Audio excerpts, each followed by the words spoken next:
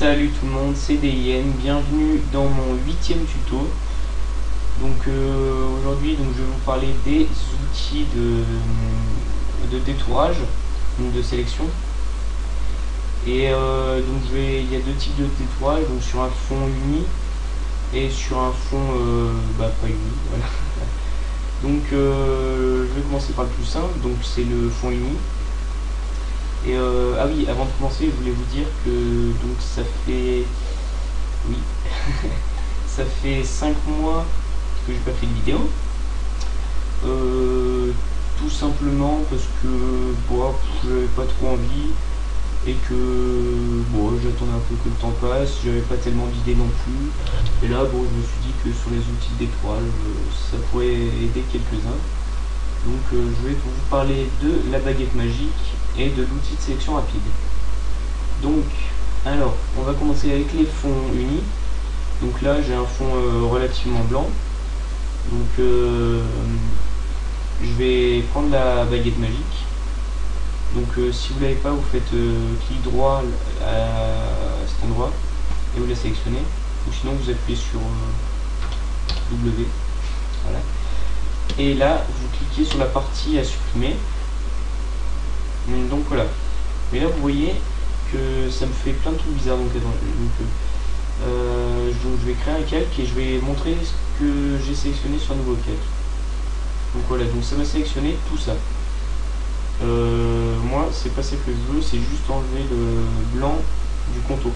Donc si ça vous sélectionne l'intérieur de la voiture, enfin de la voiture, et des autres choses, de ce que vous voulez détourer, c'est que là, dans ce que vous avez coché ici, vous n'avez pas coché contigu. Donc contigu, ça veut dire que c'est, je l'avais déjà expliqué ça dans un tuto, je crois, dans le tuto numéro 4, je crois. C'est contigu, c'est que c'est collé, enfin c'est des parties qui se touchent, quoi. C'est un peu continu, si vous voulez. Donc là, maintenant que je le coche, ça va me sélectionner que les parties en dehors,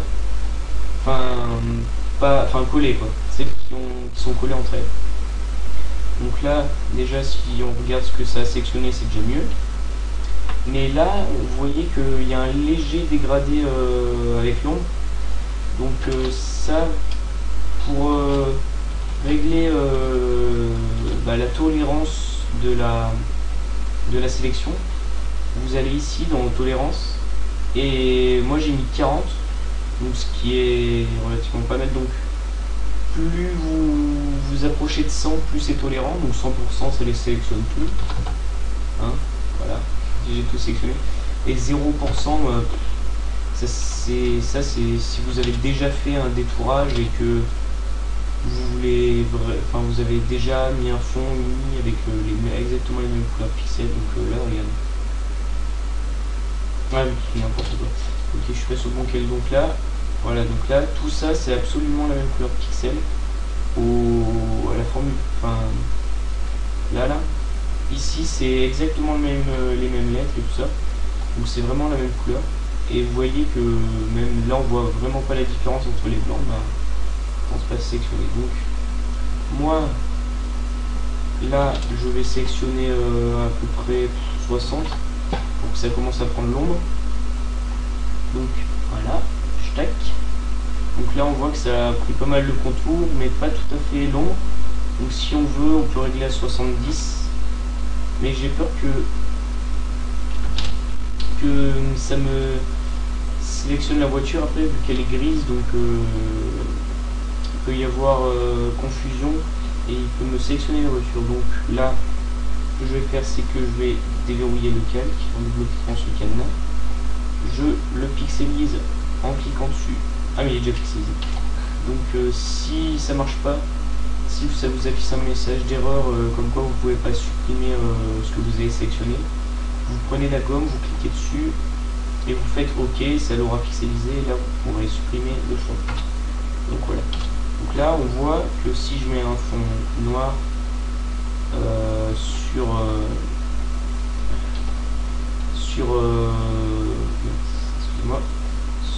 sous la voiture, et donc là sous la voiture, On voit donc que ça a déjà pas mal enlevé, mais que là il reste donc quand même les endroits avec des ombres.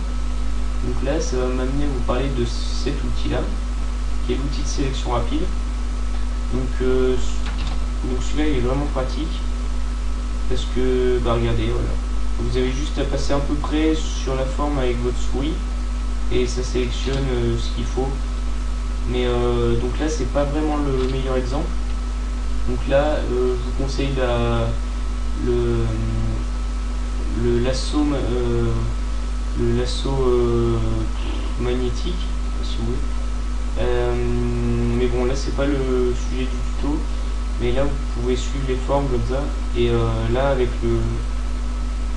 ce truc là, enfin non, cet outil, excusez-moi, vous pourrez vraiment détourer correctement.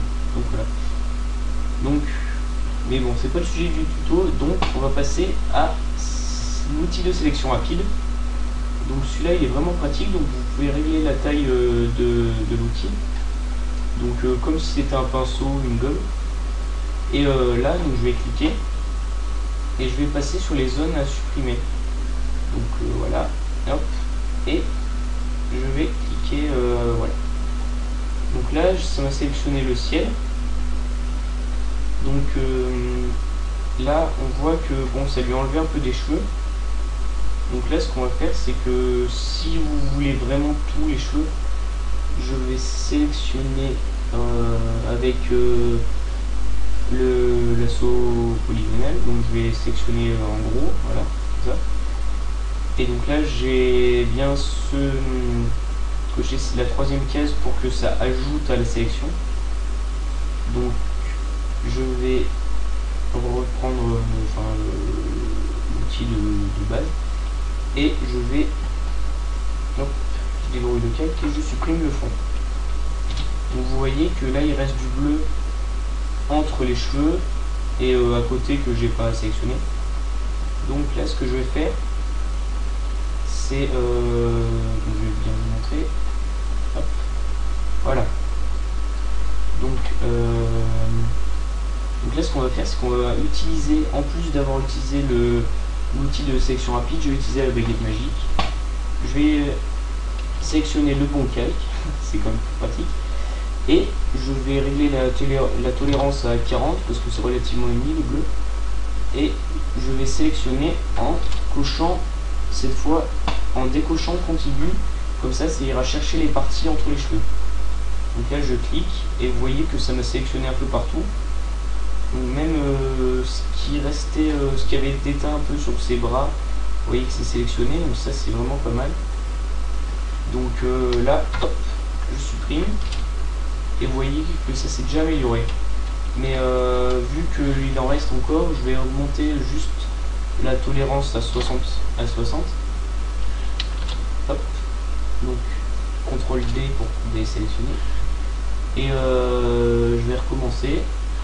Et là normalement ça devrait être mieux. Voilà, donc c'est un peu mieux.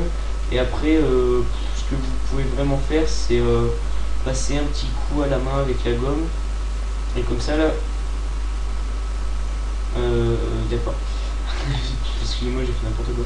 Avec la gomme, oui, c'est quand même mieux pour gommer la gomme. Donc et là vous aurez vraiment aucune trace bleue. Sinon vous pouvez carrément recliquer sur un pixel bleu avec la baguette magique et là et resupprimer, et vous voyez que là c'est vraiment pas mal. Mais bon, enfin vous pouvez plus vous appliquer parce que là vous voyez qu'il en reste un peu. Mais quand on regarde globalement comme ça, là c'est vraiment pas mal et vous pouvez faire ce que vous voulez maintenant à partir de ça. Donc voilà, donc c'était juste une petite présentation des deux outils de sélection et pour montrer qu'ils peuvent également marcher ensemble et lequel est le plus adapté pour quelle situation. Mais franchement, pensez à l'outil de sélection rapide, parce que moi au début quand je débutais sur Photoshop j'y pensais pas du tout et franchement c'est vachement pratique. Regardez là, vous voyez, ça a vraiment supprimé toute la peau, donc c'est franchement, pensez-y, hein, ça peut être vraiment utile. Donc voilà, donc cette petite vidéo, elle était là aussi pour vous dire que bah, je suis toujours là. Je réfléchis toujours à des idées de tuto pour pouvoir vous aider. Et donc n'hésitez pas à me laisser des commentaires en me disant ce qui peut vous aider comme tuto, donc sur quoi vous voulez que je parle, sur quoi. Par exemple, je peux vous parler de l'outil de clonage, enfin, je pourrais vous en parler. Enfin bon, n'hésitez pas à me dire dans les commentaires, à aimer la vidéo si vous avez aimé, à vous abonner à ma chaîne, ça fait toujours plaisir. Donc voilà, c'était des hyènes. Allez, salut.